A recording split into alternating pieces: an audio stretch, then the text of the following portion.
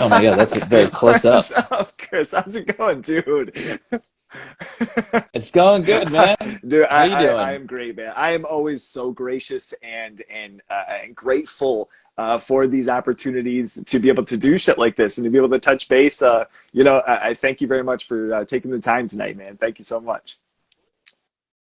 Of course, So, happy to be here. as I was mentioning, you've got Cobwebs out now, and I've just been seeing all over different people tossing it up, throwing it in their stories, making mentions. I had one close cut that I almost got to go and see it, and it didn't end up panning through. The theater didn't have it, so we're still trying. We're still All trying, good, but man. the things I've been seeing, very good and promising shit. So I can't wait to see it. It looks awesome. Thanks, man. Yeah, it's finding its audience. This weird little movie. They didn't make it easy. It's not in too many theaters at the moment, but it'll be on video on demand soon, and I Oh man. suspect around Halloween. I think that's when people are gonna really discover it. It's definitely it's an October film. It's very Oh autumnal in its man. DNA. Real spirit of I love Halloween that. aesthetics.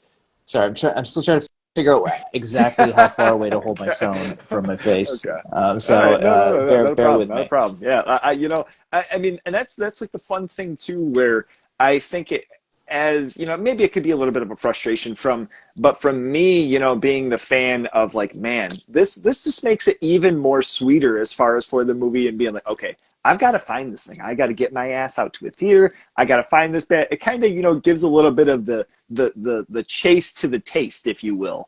Just grabbing onto I it, like and that. I think Yeah, it's going to yeah. make it that much more sweet. Let's pretend that was on purpose. Yeah, yeah. Let's go with that. So before all of this, not only Cowboy, but also to mention with the new Texas Chainsaw Massacre, to kind of preface this, I had already kind of spilled the beans in the fact that I am a huge fan of this movie. It's if I could find I'm on Netflix, aware.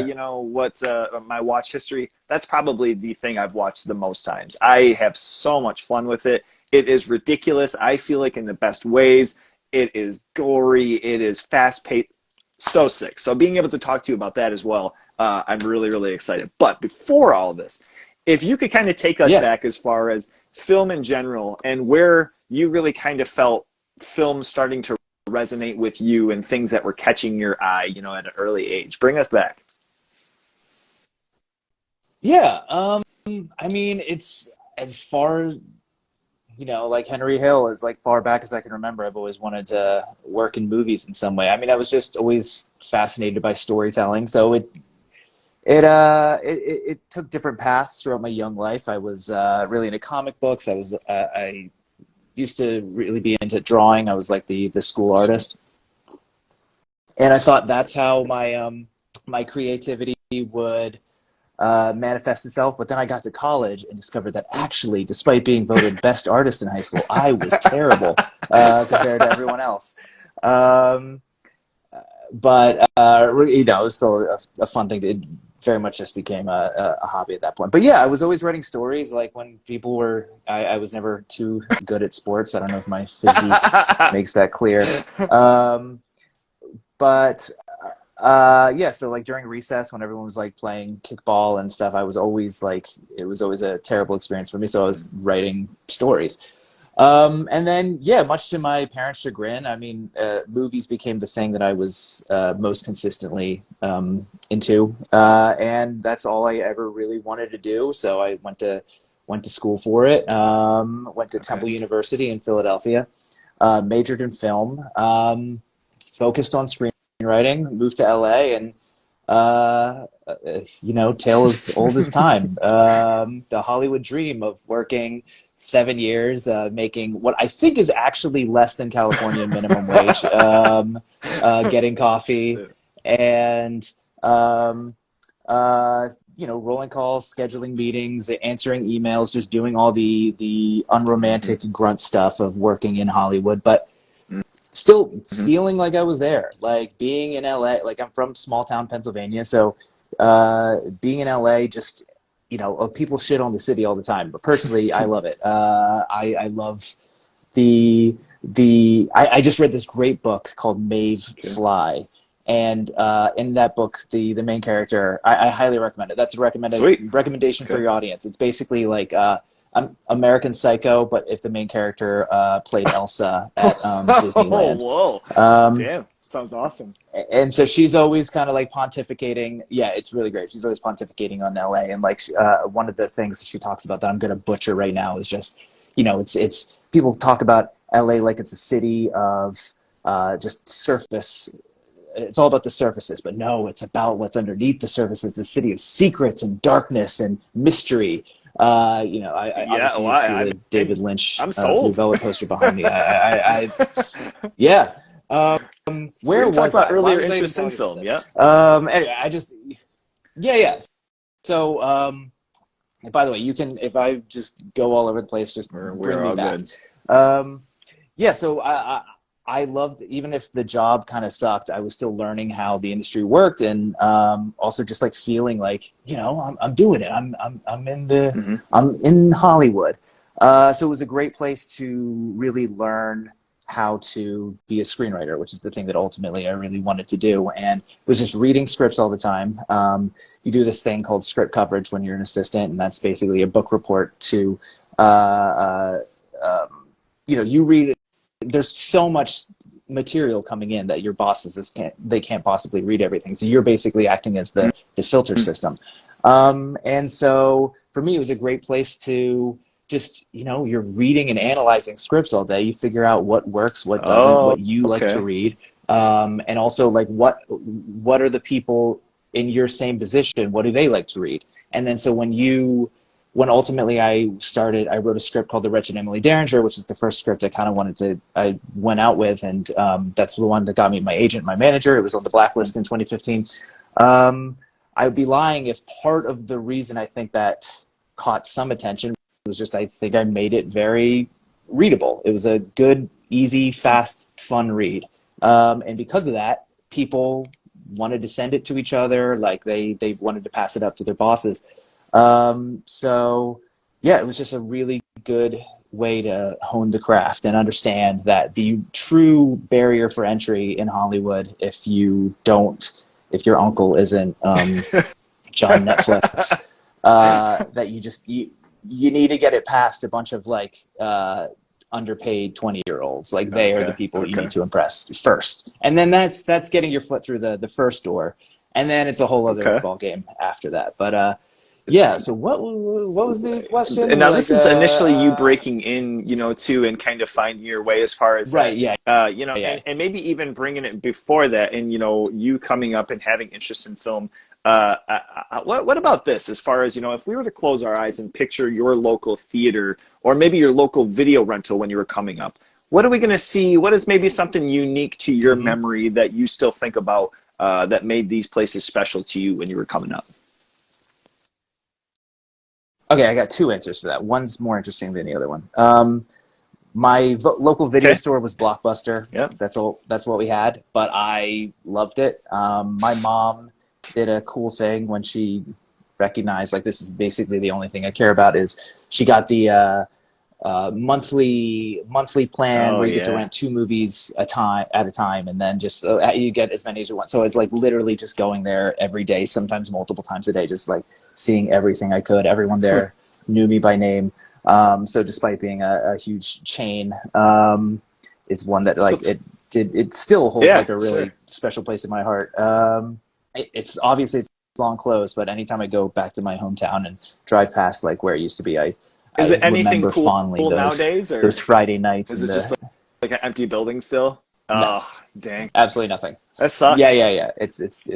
I think it might literally be empty. Yeah. And then also sad. There was another local movie theater called the Fox East. Now, and nothing to do with Fox, the Rupert Murdoch enterprise, but that was cool because it was just this like tiny little rinky-dink like 4-screen theater. But I don't remember his name. But if you remember the film My Big Fat Greek Wedding, the grandfather who's obsessed with Windex, he's from my hometown. So they did like a screening of My Big Fat Greek Wedding in 2002 which was like, you know, despite being this huge hit, it was still like an indie movie. And it was indie in a way that my, you know, town wasn't, Mm-hmm. that was very fancy. And he was there and like they did screening for it, but it like kind of created, I think for the theater, they realized there was this weird kind of desire for a theater that showed kind of cool art films. So obviously my Big Fat Wedding is not an art film, but like immediately after that, they followed up with that French film, the Swimming Pool, and a bunch of others, just like really cool movies that you would not expect. Like this is just like a strip mall, like in a cultural void. But they would like show foreign movies. I'm blanking. I wish I had some like better Oh, examples. I saw High shit. Tension there. That was very cool. Yeah. So between that and Blockbuster, those were my kind of local movie going experiences. And unfortunately, Fox East did also man. just close. But now I think it's a theater. I think they actually do like local. They just do the Oh, Music Man dang. there, so Okay. it has another life. Yeah, so I do actually You think know, that's pretty cool. So good for them. you know, Not as tragic I as it think could there's those times too where you drive by the old, you know, mom and pop shop or maybe a family video, and now it's like a CBD shop. I'm like, God damn it, what are they doing? They're always in my neighborhood in Brooklyn is just everything is turning into smoke shops, and I know that they have to be. They're fronts, right? They've got to be fronts for I don't know. Who drug knows? dealers. It wouldn't bother me if they weren't just so fucking ugly and all the same thing. Just nothing but energy drinks and like, yeah, Skull. There was this cool ass vintage like furniture place that is now just actually it's a sex Okay. shop, so slightly different. We don't have a whole lot of sex shops, so at Different least that's, draw. you know, that's Sure, very sure. European. Yeah, that's Amsterdam red light district. So it's different flavor, but yeah, the smoke Yeah, shops are just there's just too many of them. They're cannibalizing each other's business. literally. Whatever. Yeah. We're not here to talk about that. Now, so you know, and kind of doing a little bit of research and without completely ruining things, because especially with your movies and your work, I didn't want to, you know, kind of ruin the experience of firsthand hearing it, you know, from source. But I did hear a mention as far as certain movies and you being younger with something like Hocus Pocus and there being creepier elements, even though this is supposed to be, you know, a kid's movie, it's supposed to be younger. And I agree, there are certain elements of that movie that are probably a little bit much for, you know, kids or the draw of you know, the audience that would be. What are other movies that come to mind that maybe you'd watch when you were younger, then you're like, holy shit, I should not have watched this? Um, in terms of the thing that immediately comes to mind is maybe not the exact answer to your question, but there's a film, We're Back, A Dinosaur's Oh, Tale. I don't yes. know if you're familiar with this. An The animated cartoon. movie. Yeah. John Goodman is the voice of. Yeah, there is, and I don't have Wikipedia. I mean, I could have Wikipedia in front of me. My computer's right in front of me, but I'm too lazy. The villain in that is Dr. Mm-hmm. Screw Eye, and he's like this, like carnival, like not Carnival Barker, but the guy in No, you're saying. the guy, Yeah. the main draw, the guy, the announcer. So he's like basically his whole shtick is just like carnival stuff, and he's always got these vultures or crows that are flying overhead, and he's got a screw for an eye, hence the name. And I just remember at the end, this is wacky talking dinosaur movie, but with this like inexplicably really creepy villain, and in the end, he's dispatched by he's like left alone in this like dark room, and he like talks about how like afraid he's actually, you see him very vulnerable. He's like talking about how scared of the dark he is, and he's got these crows like circling overhead, and it's very, I don't want to keep saying Lynch because I promise my bench of references is deeper than that, but it is very Lynchian. And they eventually, the crows all like swoop down, and they like kind of like, he forms like a crucifix of just like these crows all over him, and then they fly away, and he's no longer there, and just the screw falls. And there's just something about that to this day I think is just, it creeped the hell out of me when I was a kid, but it's so haunting, it's so surreal, it's almost beautiful in a way, like it's so dreamlike. I don't know, I find that very inspiring and cool. But yeah, I don't know. I mean, for me, it was like the things that were legitimately scaring me all the time were just same thing as all the other kids my age. It was Goosebumps and Are You Afraid of the Oh Dark? yeah. Specifically, I talked about this in another podcast about Hocus Hmm. Pocus, which is I think where you're pulling that from. But also I'll go slightly different. But just the idea of like not finishing something makes it so much scarier. If you don't see the resolution to the story, it's so much more haunting. I watched the episode of Are You Afraid of the Dark with the dollhouse. Are you Oh familiar with yeah. this one? Okay. There's a doll. So there's a girl, and she goes to stay with her aunt and uncle, and she wants to meet her friend who she always visits when she's staying with them. And they're like, no, she disappeared.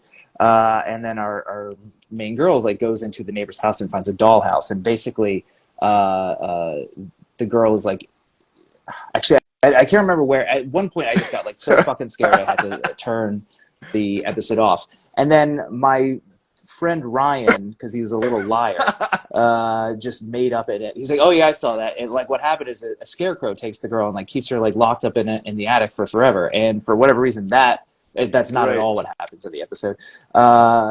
In fact, and when I did see the episode, while creepy, it has like such horrible CGI that it renders the entire thing like Yeah. it really defangs it. Oh, But God. yeah, just the idea of like I was so fucking terrified for weeks of something coming out of my closet and snatching me away and like bringing me to an attic and keeping me there forever. Which, come to think of it, as I'm saying it, might have been a little bit of inspiration for the Cobweb. There are certainly aspects of Yeah. that in the film. You know, So yeah, there are those times too where every once in a while you have like you don't have the conclusion or you don't have the resolution from something, or maybe when you're younger and a buddy's like, oh, there's special features out there where it actually shows what it is that happens, and it's like doesn't even exist, but you spent your whole yeah. life just trying to find these things. The bastards. Yeah. Stuff was like, yeah, like that was like always the thing with like video games too. Like people always saying like, oh, the secret level, or I mean, I guess that's actually like where the rise of like creepy Hmm. pastas come from. That like secret. So many of I think the early ones were about Hmm. like secret media, or like the haunted episode of SpongeBob or whatever. Candle Cove is like such a good example of that. But yeah, there was like, I don't know. I'm not gonna dare to try to come up with some overwhelming theory as to like our generation's relationship with like the analog media and pre-internet, when these things could like become lore that you could not actually Hmm. look up, such as Marilyn Manson and his famous Yeah. lack of ribs, Yeah. the ability to but yeah, man, Oh, that's shit. I'm We gonna be thinking so about that. and you're mentioning that too. There was something recently that I even found on YouTube, and it's a page. I can't even think of what the page is called, but it is like just a compilation of lost media. And at first, I'm like, oh, this doesn't seem all that interesting, but it's like different videos that exist out somewhere of like terrible things happening. And I don't know if like, okay, so when you were younger and in your kind of uh, expanding of your interest in horror, did you ever find lists online of just the most extreme horror movies, or what were the scariest scenes ever, or things like that, to where you were discovering new movies? Yeah, mine. I mean, I guess I am dating myself. I like would read a lot of like magazines, like Fangoria's, and also I remember like at an airport, I got like a magazine that had like the 50 best Oh. kills in cinema or deaths or whatever, and that is just one that like introduced me. Like, come to think of it, as like that was it introduced me to so many different movies, from like Suspiria to Deliverance Oh shit. to yeah, I mean, yeah, Brain or Dead Alive. So yeah, and then yeah, I just like would poke around on like Bloody Disgusting a lot as a kid, and like just read all the reviews. I was a big like movie review Oh. reader, and when you do that, I mean, people are constant. A review is constantly referencing other movies. So then you like, well, I'm going to look up that one, and then you go down that hole. So yeah, that's how I found most of the media outside, of course, Hmm. the blockbuster horror section. Just walking around the aisles. looking at the different VHS covers and just imagining what Yeah. horrors lie within. Yeah. Um, which is, yeah, I mean, I I certainly miss that. I mean, the ability to immediately find information on anything. I mean, I'm not saying anything, too profound here, but it certainly takes away from the mysteries of life. And just, yeah, I think I if I was gonna analyze myself, maybe the imagining what was Mhm. going on in those movies, based on their covers, is what maybe set me on the path that I'm currently And so on. you mentioned in the whole video store and experience too. Do you have anybody that comes to mind that's now all of these, you said a lot of the people working at the Blockbuster knew you, but did you have somebody that you walked in and you're like, oh shit, if I don't know what to look for, I'm asking this guy, I'm asking this lady, they're gonna know the good stuff for me. Any hometown heroes? I wish Okay. I could pull one, but the answer is unfortunately no. I wanted to be that guy. I Okay. desperately tried to work at that Blockbuster, specifically because I wanted to be Randy from Scream, who I used to think Dude. was the coolest guy in the world. But I also used to think like David Blaine and Bam Margera were the coolest guys in the world. So but yeah, I wanted to be the Randy because I felt like that no one was really giving me Yeah. the info that I Yeah. was looking for, and I wanted to be that guy. But no, No, I wish I had a that's cooler good. answer for I you. love it. I remember, yeah, I was about to say a name, but there's a guy named Sean that I went to high school with. Is the only person I can think of who actually worked there.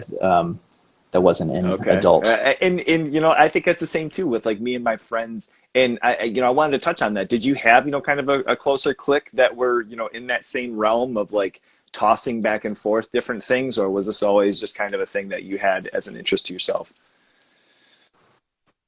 Oh man, I hope I'm not gonna insult anyone. In terms of the movies, for the most part, I was on an island by myself. I had my best friends who I would drag to see movies with me and make movies with, but they all had their own interests, whether it be like Uh, music, computers, video games, that kind of stuff.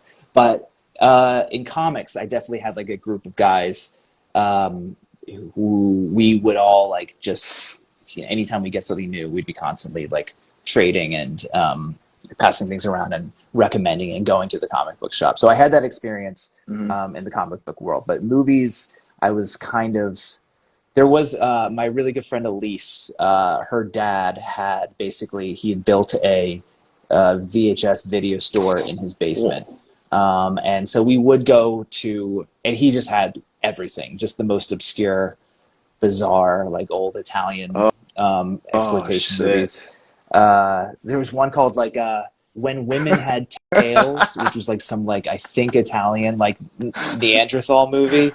I remember we watched that. So that was, I would say that's about as close as I could come to think of in terms of just like Yeah. trying to find the weirdest shit. Like I was definitely trying to be that guy. Like I would bring, I remember I brought naked lunch to a poker Oh night boy. once. Yeah. That didn't go over super well, but uh, Oh shit. yeah, but yeah, I was kind of, I that was my Okay. shtick back Now, then. prior to working in, bigger build movies, doing things, actual screenwriting, you mentioned working on movies with friends. And, bring us back to that first time. What comes to mind as far as that first, just kind of thing of like venturing off with a camera and trying to figure out telling a story? Yeah, my family, we had a shitty DV camera, or cassette tape, and then we eventually upgraded to terrible DV. Um, yeah, it was. I fortunately just I did have a group of like friends who for a few hours would be very game and then immediately get bored and start sabotaging. So it rarely ended with anything cool. But like we had the beginnings of a lot of cool movies, and yeah, there was like I remember one day like I think we had some like leftover fireworks, so we decided to just do like a special effects Okay. showcase. So like I corralled like my neighbors and we just tried to, it was so dumb. Like my neighbor Adam had him find a Harry Potter book or whatever. There was like a magic book, and it was just like every like kind of in camera analog special effect we could think of. We'd have him do like for one, like just like he would say a magic word, and then like a bike. We would have a bike, cut, move it, replace it with fireworks, and it'd just be like an explosion. And then Awesome. this sounds more like I lived like a Dennis the Menace life than I actually did, but coincidentally, this was out of character. My sister and her friends were selling lemonade at a lemonade stand. And we did utilize that by like having, Adam, he went over, he said a magic word. My sister, she shrunk down behind the lemonade stand and then released our Jack Russell Terrier outside. So it looked like she had turned into the Jack Russell. So a lot of stuff like that. Just like weird, like stupid comedy videos. The first thing that I ever got some very, very minor recognition for was in high school. Had a TV studio class, and our big project was a music video. So I did a music video for Smashing Pumpkins' "We Only Come Out at Night," and it was like this fake one shot. It was like 3 long shots stitched together, basically, with, I gotta say, some pretty creative editing choices on my part. Yeah. But it was like we went to like this parking lot in the dead of winter, freezing, and I just had a bunch of my friends wear paper bags over their head, and like play bongos and jump rope and like do all this stuff. And it was like very dreamy and like somewhat scary, but like also just kind of fun. And they did sort of look like Klansmen, so that had an unfortunate connotation to it. But if you like just briefly glanced at it, you'd be like, "What the fuck is this?" Before they like really like it got close up. But fortunately, most people didn't get that. But it was really cool, and people really liked it. They put it on the like the morning announcements, the morning TV, awesome. And people who, it's. In my mind, it was bigger, and no one really gave a shit. But it was just like a lot of people who I didn't know me like came up and like said, "Oh, that was really cool," and that was like, it's kind of like a lonely guy. That was a nice little piece of recognition. So that's when I think I really, really got the bug. Although I did basically stop directing right after film school, because it's hard. Yeah. So those were my early.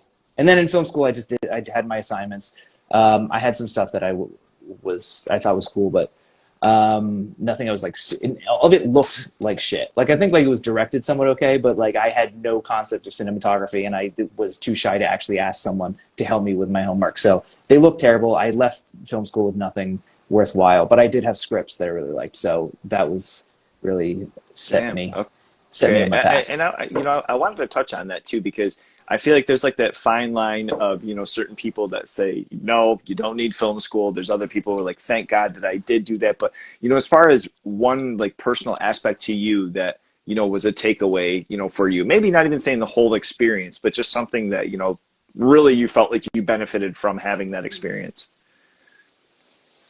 Right. Yep. From film school? That's the question? Yeah. The meeting people. For me, it's all about, it's a really expensive way to develop a community. But the thing that I really think was the most beneficial was finding a group of people who I'd eventually like move out to LA with, who were all supportive of each other and starting out at the same place and invested in each other's success and willing to provide support when necessary. So I think, just developing a community, because it is in Hollywood truly like, it really is who you know, but most people I think take that as if you don't know one of the Warner Brothers, you're fucked. But it's really, and obviously that does, if you have a few Oscars in your family, like it does help, and a lot of people do have that. But for everyone else, I really think it is like, you don't know where it's when you're trying to break in, there's so much luck involved, and the only way to kind of control that is to create as many opportunities for luck to happen as you can. And for me, it was like a little, just I would get little boosters of encouragement from when I was writing scripts, and I would send them to friends of mine, and then I'd be having a bad day, but a friend would be like, "Hey, I was having drinks with this person at like a Paradigm, and they mentioned like they were looking for something kind of like the thing that you wrote, so I sent them." And just like those little things, like nothing came of that, but it still felt good. It still felt like you were actually, not just writing into a void. But also, yeah, just like if you have people who, if you are as good a friend to them as you'd like them to be to you, then I think that breeds a lot of, fortunately, a lot of the people that moved out to LA together like have found a lot of success. It's a cool friend group, and I think that we owe That's it awesome. to each other. I mean, as far as your writing, I know now as far as like screenplay work, writing with Cobwebs, but as far as that, like, where do you find your comfort zone of sitting down and really kind of honing in on, paying attention and kind of the comfort of what gets the creativity for you going? Uh, pressure that I'm going to disappoint people. That's the Okay, big one. that's Uh, honest. no, That's I don't honest. I know. I love mean, it. it's about uh, it's a lot of it is just paying attention to the world around you, just picking up on various like radius. If you've been doing it long enough, you know yourself, like the things that inspire and interest you, and like you read a story, you read an article, you take a little plot point that you think could be interesting, and you compile them. So basically, you just like remain open through most of the day, but then you do have to set those hours and say, I need to type, and it can be good, but it can also be terrible. But just as long as there's pages on the screen, there's Hmm. words on the page, then at least you're doing something. And yeah, you can't just sit around and wait for inspiration to happen. Even and keep in mind, everything I'm saying is more of a do as I say, not as I do situation, because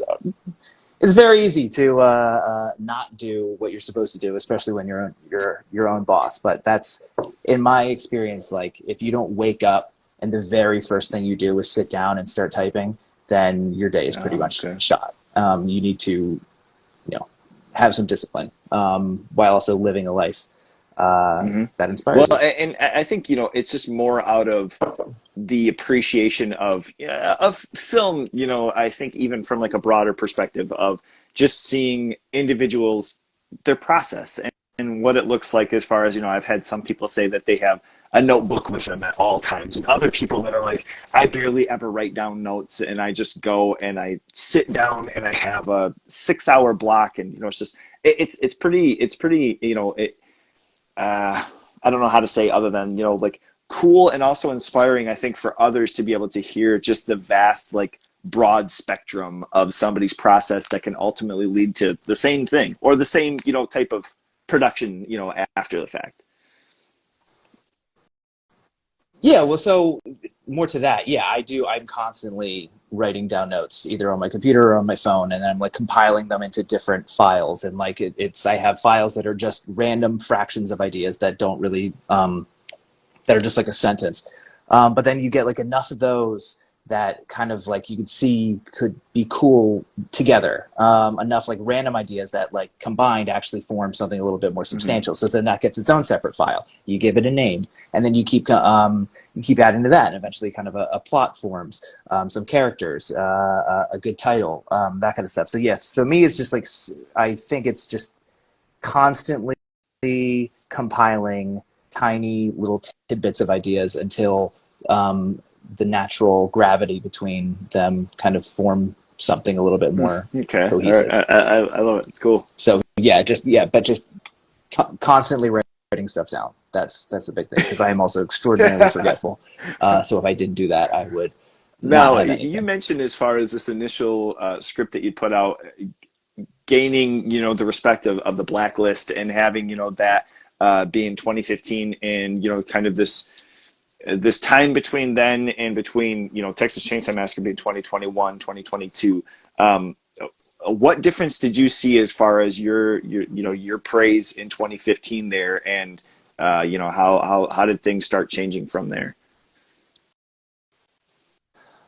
Um, okay, again, if I veer off topic, take me back. So just to answer your question, so in 2015, I was nobody. One could say I'm still nobody, but I just mean like I was just like I was just working at an office, and so my goal, I had set a bunch of very small, achievable goals. I think that was a big thing for me, and the top of that, when you're assistant, when you're starting off as a writer, and you become aware of the blacklist. So just in case anyone in your audience is unaware, the list is this list that is compiled at the end of every year, voted on by different industry executives.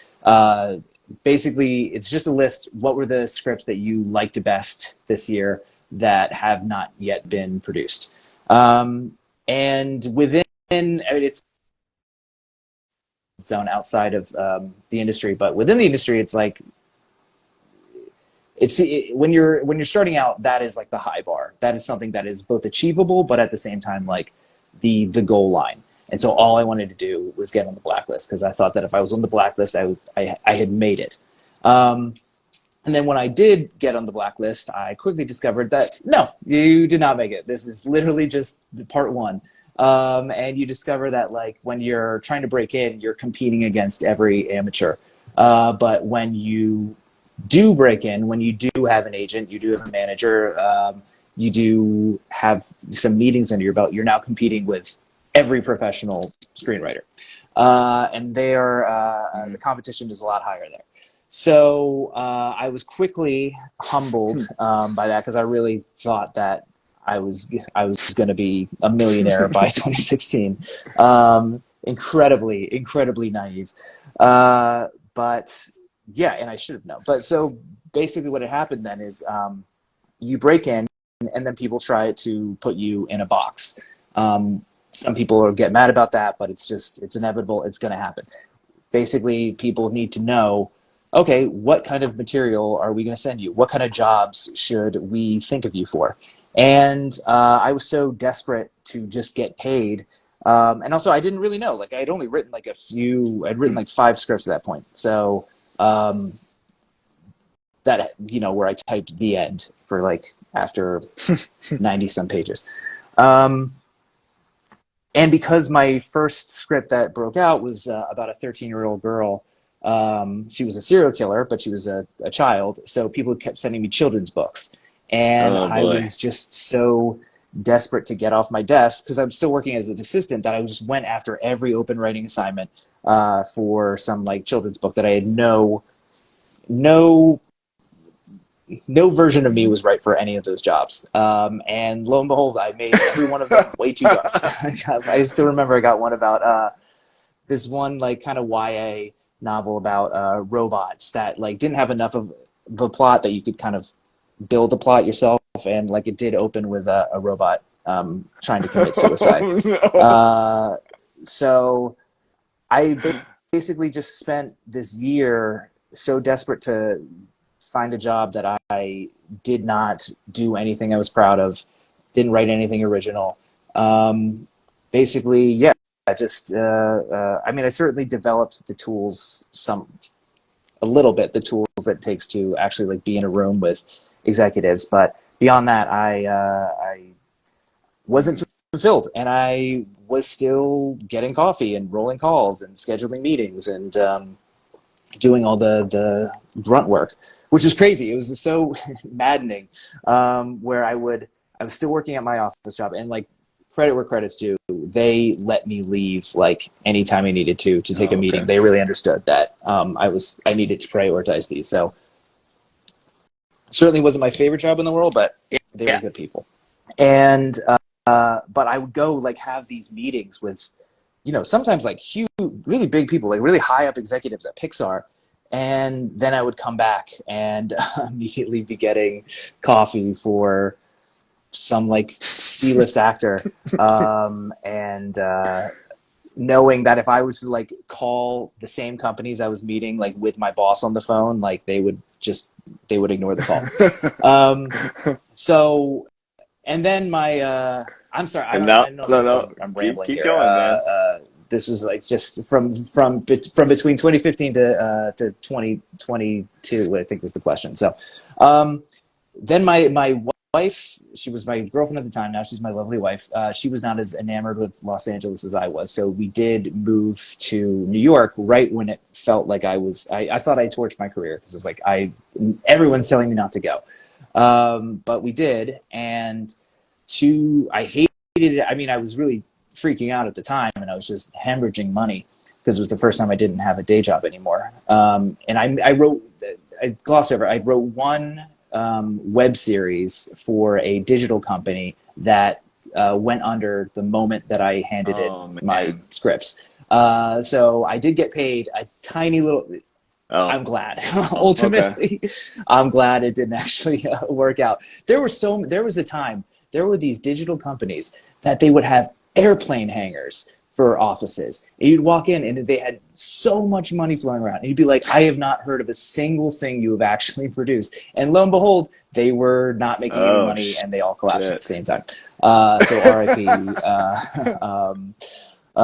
Full Screen and Super Deluxe and Awesomeness is still kind of around, but not the way that it was. Yeah, there were a ton of them. Anyway, so I just had like a little bit of savings that I was surviving off of. But maybe it was a good thing that like I was freaking out. I was far away from all the influences of Los Angeles. I was just alone in New York, and I was like, okay, I need to, if I'm not making any money, and I might as well at least be creatively fulfilled. So I had this idea for a script. I had started it sort of in Los Angeles, the script called Cobweb, where it really started off as some very vague kind of ideas, but also like a way to convey them within the script that I thought would be interesting, like a style of writing that I thought would work well for the movie, but also would just be fun for me to write. And so it was like, all right, I need to just write something for me. My managers did not want me to write another movie about a child. And this one was even younger, about half the age of the one previously. And yeah, so I just wrote Cobweb, and I really liked it, but I didn't think it was anything commercial. It was so dark and weird and kind of, I don't know, I hope it was unique. And I just needed it to be a writing sample. I just need to remind people that I existed. So I sent to my managers, and they agreed that there was no commercial prospects, but it would just maybe get me another round of meetings next time I was in LA. And then, to everyone's surprise, Lionsgate bought it like 2 weeks later. And it completely changed my life, because literally right before, I can't believe I'm saying this, but right before the day that I found out I sold Cobweb, quite literally 10 minutes before, I had received a call from my bank saying, your credit card is maxed out and you have no money. What are you going to do about this? And I was like, I wish I knew. I had this. What a coincidence! Basically, I glossed over it. I did like meet with some New York producers. It's a whole other story that like I was potentially going to get a check from them. I was supposed to get a check from them. I did eventually get a check from them. They wanted me to write a movie for them, but my entire financial plan for the year was based on getting that check no later than June. And this was late September at this point. So I was struggling. Shit. Anyway, Cobweb, yeah, it changed my life. I really love the people that we worked with, but that then led to Texas Chainsaw Massacre, because I did the water bottle tour again when I was in LA. I spent like a month in LA just meeting with everyone once again, this time with an actual sale under my belt. It was again on the blacklist that year as well, and on the blood list.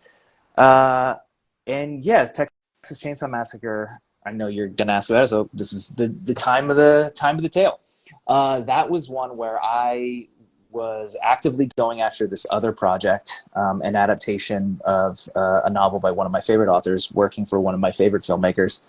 And I had worked my ass off on the pitch for this project, and I went to LA, and I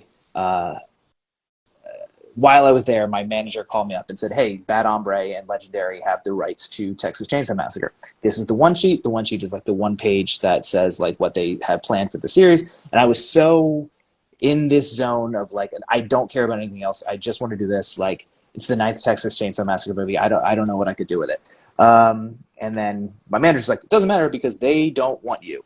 They did not ask for you. They asked for another one of my clients, but I put you up instead. And so what you should do is just ignore the one sheet and ignore anything they're asking for. What would you, if you had the keys to the Texas Chainsaw Massacre kingdom, what would you do with it?" And I was like, all right, well, that's at least a fun thought experiment, and the stakes are so low that I like came up with an idea. But I was still like, I was convinced I was going to get this other job, and I pitched on it, and I met the filmmaker, and it was amazing, and I nailed the pitch. It was the greatest meeting I've ever had in my entire life. I walked out absolutely convinced that the job was mine, and then a few days later, I found out that the job was not mine, yeah, I was shit out of luck. All that work for nothing. And the day that I found out was the day that I had my first Texas Chainsaw Massacre call. So I had to be basically convinced to do it because it's like, I don't want to do anything. I'm leaving LA tomorrow. I just want to sleep. But my manager, John, he convinced me to take it. And I basically just pitched my crazy idea. And to my surprise, they seemed to really dig it. And that kept happening. Like they kept putting me on other calls with higher up execs. And the same thing would happen. Be like, "This is what we have planned for Texas Chainsaw Massacre." I'd be like, "That's really cool, but here's this idea that I had." And every single time it worked like gangbusters. Damn. Until I got to when I met Fede for the first time. And I quickly realized as soon as I got on the call, I was like, "Oh wait, no, this is the guy who wrote the one sheet. This is the guy whose story I've been telling everyone I'm going to ignore." And it didn't go well at all.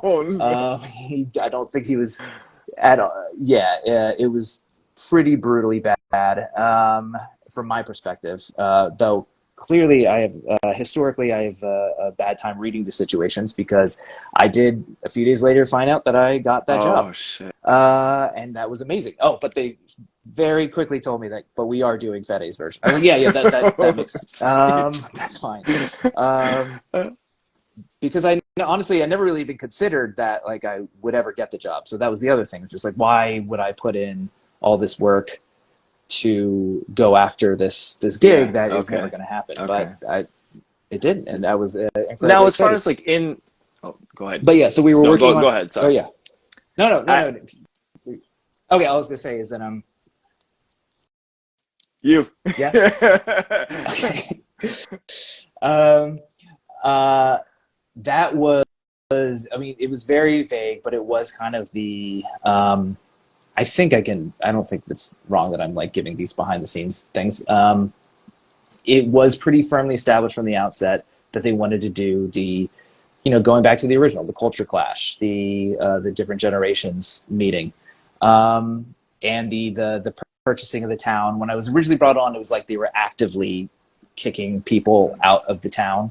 But I went off on my own, and I was like, I spent days going to the library, like researching eminent domain laws in Texas. And it was like, I don't understand how this is going to work. It's a ghost town. Never mind. There's a ghost town, but Leatherface and Mama are the only ones still there. That was the situation. So like we banged out kind of a very rough version of the story together. I went off on my own and wrote a script that I was just calling it Chainsaw at the time. To this day, I'm mad that they went with Texas Chainsaw Massacre. I just wanted Chainsaw. Cobweb Chainsaw. I guess maybe there's a single title. Yeah, there's a theme here, but starts with the C, 2 syllables.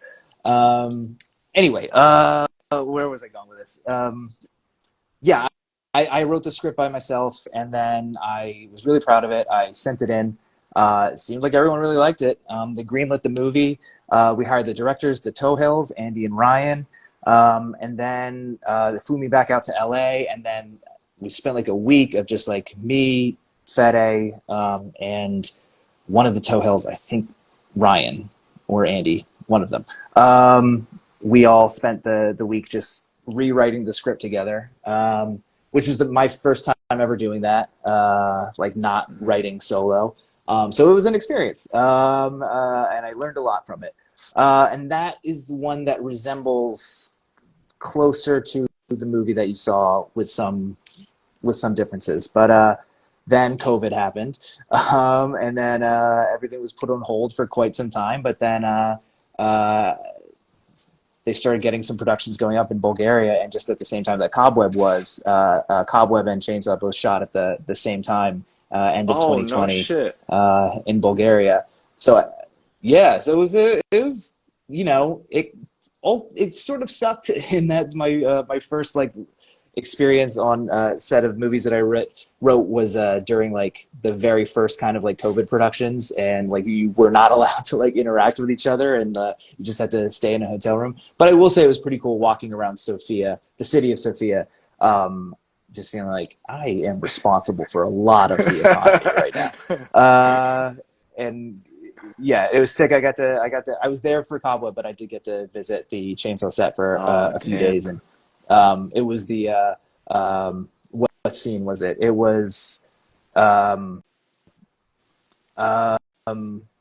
right before Richter like goes into the house, in the rain, the party bus. They find Dante's mutilated body. Sick. So it was a cool one to see. That rules. Um, Holy shit. yeah, I mean, I could keep rambling, Oh, but is oh, there?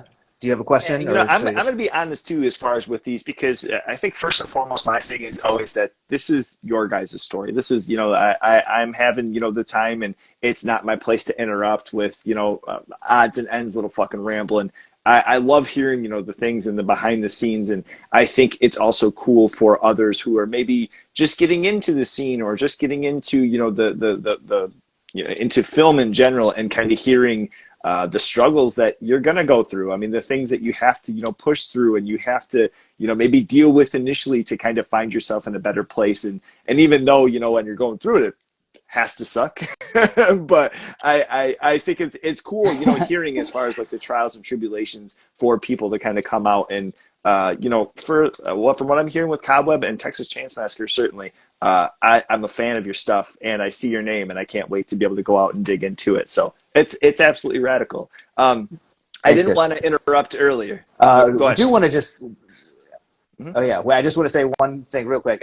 In case the tenor of my conversation is coming out, this is true.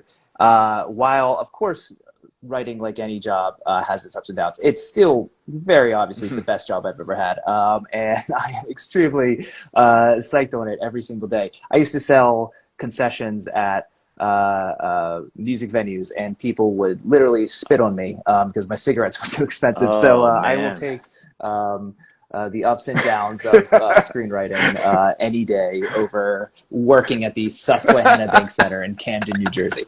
I love the specific shout outs. It's awesome. From somebody, looking from the outside in, having different, aspects of work and not really knowing like the insides, when you were mentioning as far as, having that first meeting with Fede and, the kind of like friction of like, hey, that one sheet that I did was, my idea, and, kind of, we're going to kind of, and not, not knock heads about it, but is that a situation where, you kind of mentioned, hey, this was just something that was mentioned to me that I should try out? It was no disrespect, or do you just kind of take that as I'll bite my lip and say, you know what, I love it. That's specifically, yeah, it was definitely the latter. I was like, as soon as I realized this wasn't working, I walked it back. I was like, oh, but actually, no. I mean, but we don't have to do that. Like, this Sure, is just an sure. idea that I had. Yeah, but I do think that the benefit was, I think the reason I got the job, no one ever told this to me explicitly, but I was just kind of reading between the lines from what other people were saying, is that everyone was just kind of coming in with the same idea. And even if they didn't want to go specifically with the plot that I wanted to do, they did like that I was coming in with a bunch of out of the box suggestions, and they thought that would work well with Fede's story. And yeah, for the most part, I think we came up with some really cool stuff together. So cool. I'm excited now. So as far as the the aspect with, I know you're the screenwriter on this. and writing and naming. Did you have certain things as far as the characters and their names, and did you have specific inspiration by maybe some people that you knew or somebody that you're like, this guy's an asshole, they're definitely gonna die? Anything to that specific? Actually, yeah. Wait, I do actually have some. I initially I kind of didn't have anything good for this question, but I do. Melody, no, that's just like some of the names, like Richter. I think a lot of times when I'm naming characters, it's literally I just look around the room and see a word or a name, or like just check my email and who's most recently emailed me. They get their name in the script, but Mama, I don't know if she's actually called her name in the movie, or maybe anywhere, but the Mama character, Alice Krieg's character, was named Mama Macumber, and Macumber was the name. Oh fuck! I hope this is okay that I'm saying. I don't know about the legal issues, but before I actually started writing the script, the coolest thing about this whole process was that Legendary sent me to Texas to hang out with Kim Henkel, the writer of the original Texas Chainsaw Massacre, and his son and his producing partner. And yeah, we just spent like a few days just hanging out together. They took me to this like billionaire's ranch. We just rode like dune buggies or ATVs, and like drank expensive bourbon and hung out, and just the problem is I don't drink anymore, but at the time we were drinking a lot of bourbon, which sucks because Kim was telling me some great behind-the-scenes stories of Texas Chainsaw Massacre, and I can't remember any of them. You're like, I gotta stop drinking. Yeah, basically, yeah.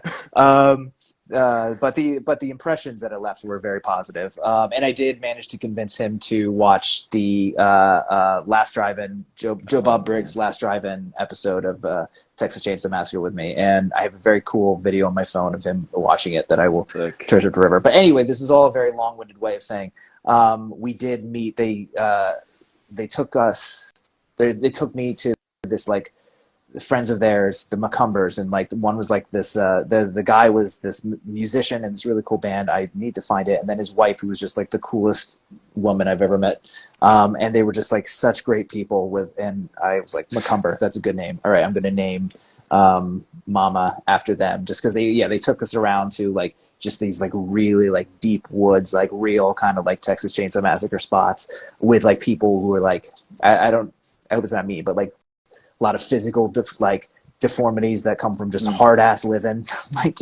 We saw this. They pointed out this woman whose like face was missing because her dog basically bit it off. Really gothic stuff. This isn't funny. But if you're like looking for inspiration, it was perfect. And yeah, they were just such cool people that I had to reference them in some way. And then Lila, the character of Lila, I won't go into it, but we changed her name from what it originally was, and I just needed a name, and my wife was like, our friend Brad, his girlfriend Lila, that's a really pretty name. I was like, you're right, her name's Lila now, and now Lila is also the name of my niece. And multiple people inspired by the character there. I think it's just a pretty name. Beautiful. I love that. So as far as one of the things that I thought was absolutely radical was the kind of build in momentum in the story, and we get to the moment within the ambulance where the gory kind of first kill happens, and it's not something that's just kind of like a run of the mill and almost reminiscent of the original Texas Chainsaw Massacre, where some of the things are happening, the hook, the different aspects of Leatherface popping out. Where, as far as the writing process to, kind of further down, where did that come into play? Were you guys early on talking about like, hey, we want to have these really unique things, guy getting his wrist busted, stabbed in his throat? Was that kind of like a play even throughout the filming process where some newer details were being added all along, or was this right at the foundation? Yeah, so the wrist break and kill is the thing I'm probably the most proud of just in this movie. It was one of the first, it was like, I think it just came from, we were all like sitting around the room, that initial kind of like breaking the story thing, and like when we decided on the ambulance sequence, they're like, all right, well, how does how does Leatherface kill this guy? And for whatever reason, I just like I had some divine inspiration. An angel came down and touched me, and I was like, "What if he snaps his radial and stabs it in his throat?" And everyone was like, "Yeah, that's cool." And I was like, "All right, cool, got it on the board." And I was really psyched that I had a lot of my initial conception was a little bit more going back to the original film, and just in terms of like the Michael Bay movies, the Platinum Dune ones. I should say, really calcified this idea of the series being like really grimy and mean and just like dirty and violent, which is certainly an aspect of it. But I think that you could also take different inspiration from the first one and just focus on how surreal it is, like how like it's almost like a Buñuel movie. And so a lot of my early kills, like I was like, I want to focus less on like the gore aspect and more on the bizarre aspect. So like there was I do miss this. I understand why they couldn't do it for budget and timing reasons. But initially the after the ambulance sequence when Ruth's character, she dies. She doesn't die in the ambulance. Initially the ambulance is upside down and the sheriff is next to her and he's got like a crack in his skull. And so rather than Leatherface like bash his, after he starts like twitching and stuff, in the movie he bashes his head with like a hydrant or something.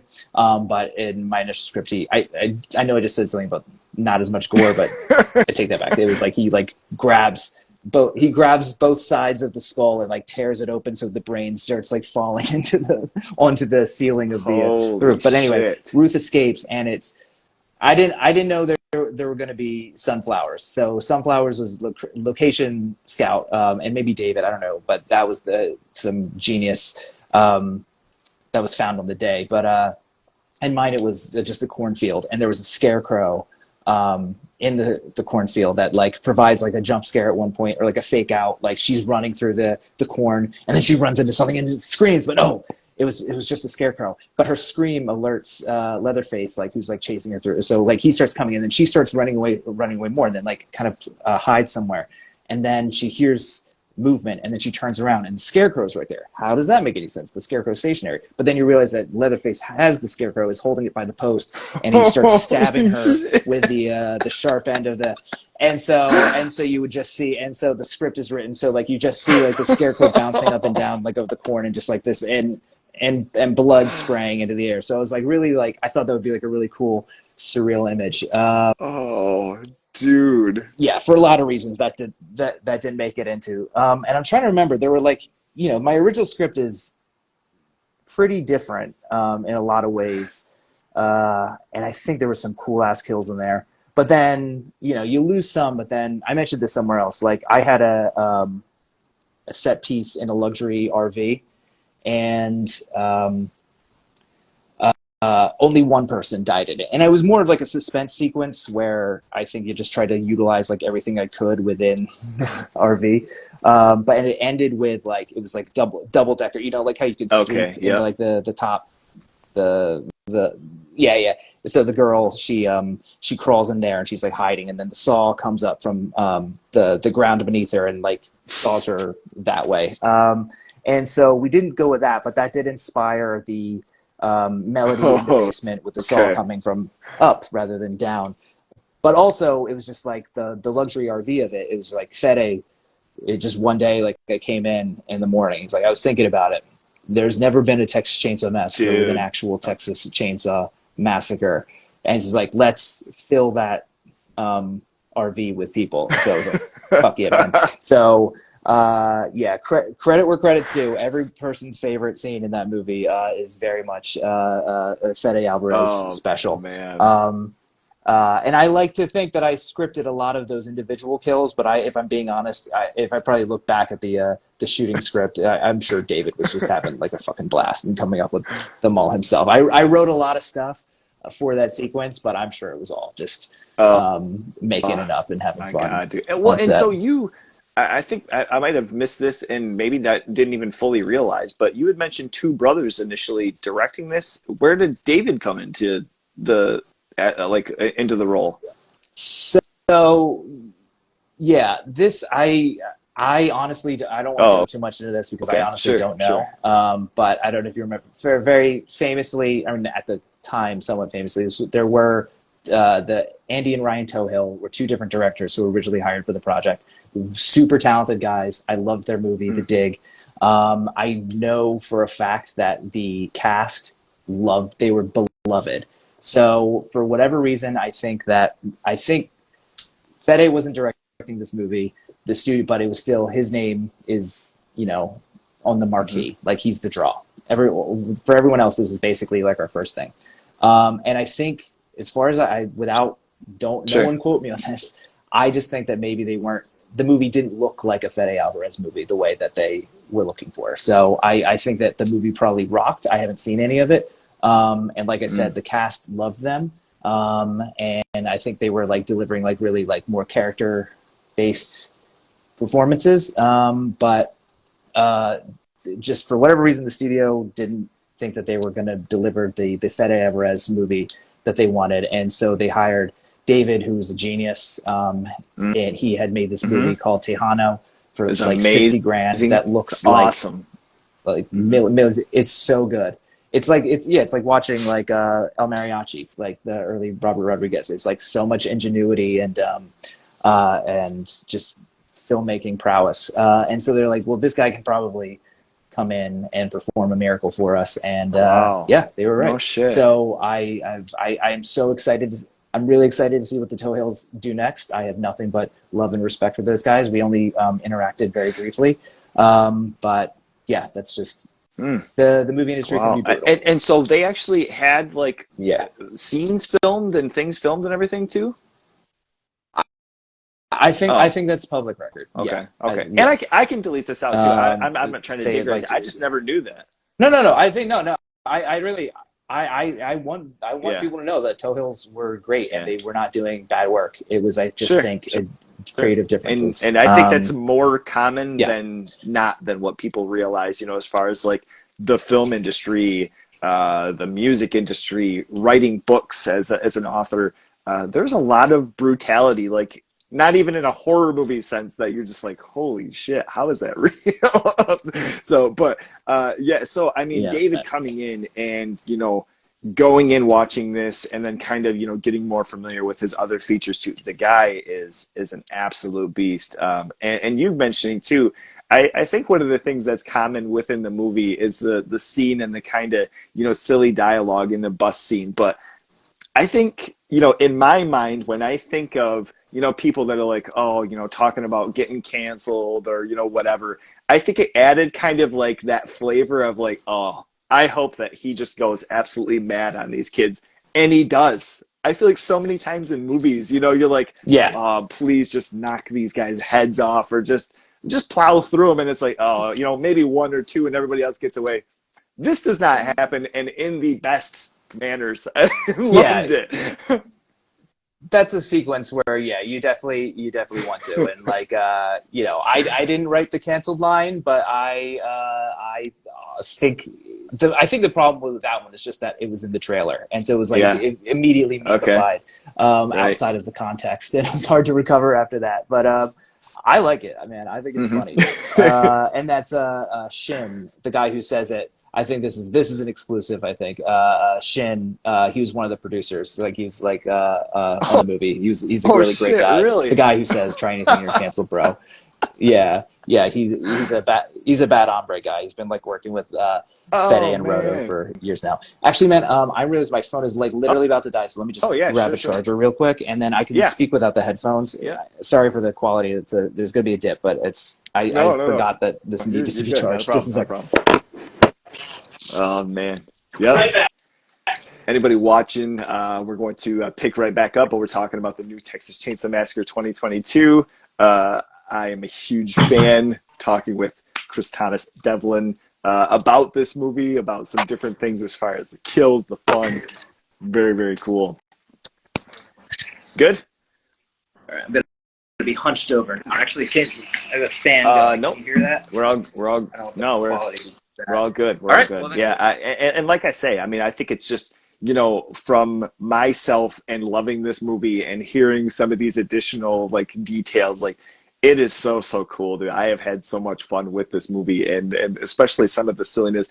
I think, like I mentioned with that moment, and kind of seeing the trailer, initially, or even like the moment of seeing in like the teaser when Leatherface pops out and he's in like in a row of sunflowers. It was kind of one of those things where I was like, oh, I don't know what's going to happen here. And watching it and actually seeing Yeah. how the scenes are playing out and him getting the mask, and it completely became a whole different thing. And like I love it. I have so so much fun with this movie, and I hope at some point there's a physical release, like a legit, because I think there's some people that make cases and things, but I would um fucking man, dude. love that. I'll see Netflix, man. It happens every once in a while, but it's mostly Criterion putting out like Roma. I don't think I don't think Criterion folks are putting it on. We shall see. But yeah, I don't know, man. I appreciate you saying. A lot. I consistently get people reaching out saying how much they like the movie, and I do. It's not what people were expecting, and I think that through a lot of initial audiences offer a loop, offer whatever. But I think seemed to be one like the more you watch it. I know for myself, it's hard to watch anything that you wrote because there's like this weird like phantom limb sensation of like you're watching it. Everyone else is just watching the movie and like experiencing it on its own terms. But when I watch a movie that I worked on, I'm just remembering like every little story beat that could have gone differently, or like a scene that I know got cut out or kind of thing. But that was one where, yeah, I watch it all the time. The more I watch it, the more just like, yeah, this movie is fucking fun. And I know like it's stupid saying this, like because obviously I'm a little biased, but I just like there's so much that I just appreciate it as a fan, like stuff I had nothing to do with, and yeah, I mean, I get it. Like once the plot is not what you would expect from a Texas Chainsaw Massacre movie, but once you kind of get over that initial like, huh, this is what the movie's about, and just groove on the rhythms, I think it works really well. So I hope it has a nice little status as a modest cult. And another thing too was something that initially when I was watching, people had kind of mentioned like from the trailers, oh, this might be like a kind of Halloween type thing for all these years. You have, they're finally coming up to meet, and it's, going to be this battle. And I have to, and hopefully this isn't a spoiler for somebody who hasn't seen, but I think maybe the thing that I love the most about this movie, and one of the smartest decisions that could have happened from like actually seeing a character as like how things would have been portrayed, was the fact of like they meet, and there's this whole aspect of Sally having just this grudge for all these years, and every day, this actually is going to happen, and finally meeting him, and she's like, oh, I'm going to fucking kill it. And you see it almost in the Leatherface character where he's like, I don't know who the fuck you are. I haven't thought of you. You mean nothing to me. Dude, that aspect of it, I watched it a few other times. So I was like, okay, maybe that was like the idea, but I thought that was one of the coolest things that could have ever, become of the story, and super satisfying. So awesome. Yeah, this is a situation where I'm gonna have to eat some humble pie here because I think maybe like we kind of wrote the scene or came up with the idea of the scene together, but ultimately I was the one.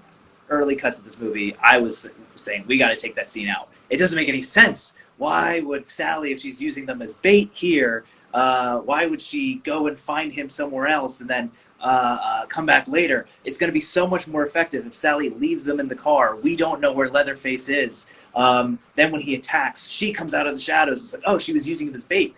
And Fede was like, no, we got to keep the scene in. And I was like, you're wrong. And guess what? I was wrong because people love that scene.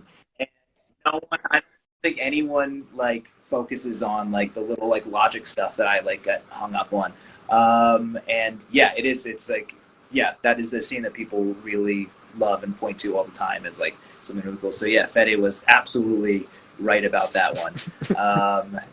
So yeah, always good.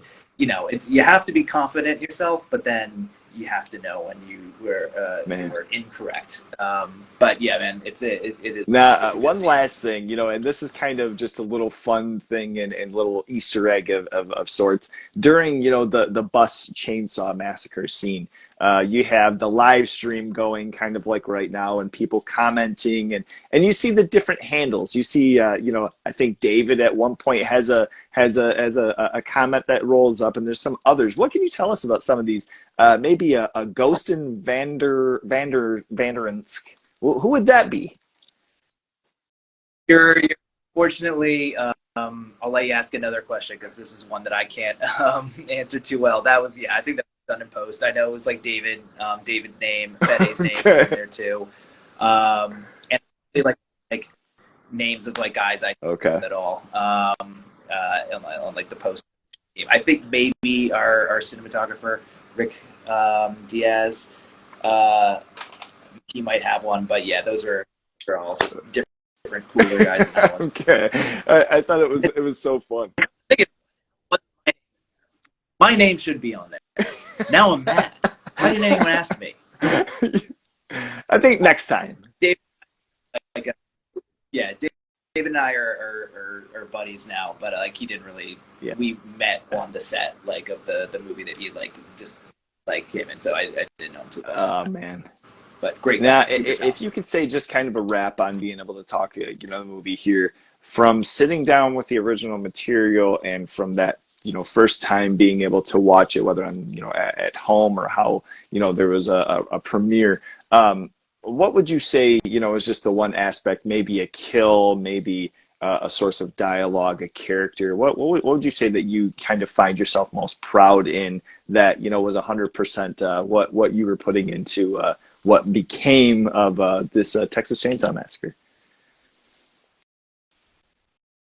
Well, unfortunately, I already blew my load with the Risk Hill. That one was one where it's just like I said, it was like the first like idea that I had. It was the first time I had kind of been in that situation. I'm a features guy, so I don't work in like writers' rooms or anything. So writing with other people was a pretty new experience, and so just the sitting around and like Fede like is he's a legend, and so just being in the room with those guys and just pitching wild stuff, and then getting one on the board that no one like immediately scoffed at, and then um, knowing how easy it would have been for them to take it out of the movie. Like it was in every script that I wrote, but when you're actually shooting, like Hmm. obviously things change.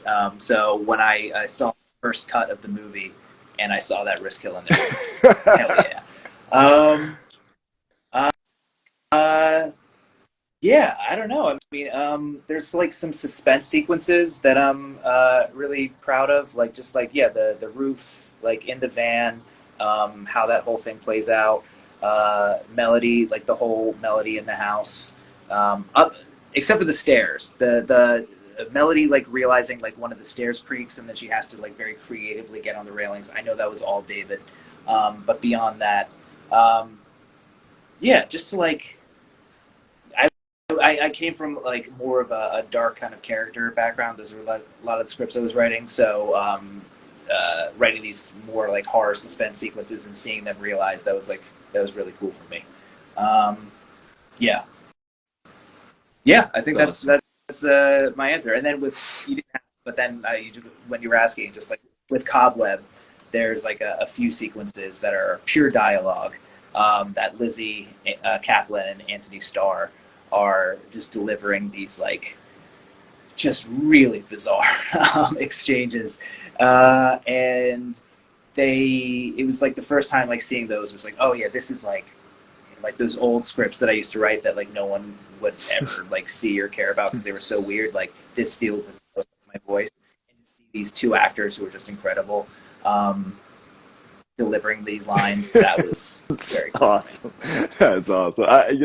And my thing, as far as not being able, not having seen the movie yet, I think we might have to sit down and do a separate thing. I'm going to be able to track this down, and I really I'll want to, be around. dig into that, and I am very, very excited. One last little fun, finale, if we could, if you were to host a double feature at a drive-in. We have a drive-in here, and every once in a while they had some double features. A double feature of Cobweb. What other movie would you want to show for this double feature?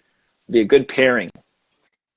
Okay, actually, this is an easy one because my friend Billy just had me on his podcast movie that was sort of like the theme, like just which. Oh, I should have said this. Not that anyone cares, but we are on strike. This is I'm not doing this on behalf of Lionsgate. In fact, if anything, I'm doing it in spite of Lionsgate. Yeah, just be clear. Touche. This is my own. But yeah, so with Cobweb, there were a lot of movies that I pulled inspiration from. Can I name? All right, just one. That's tough.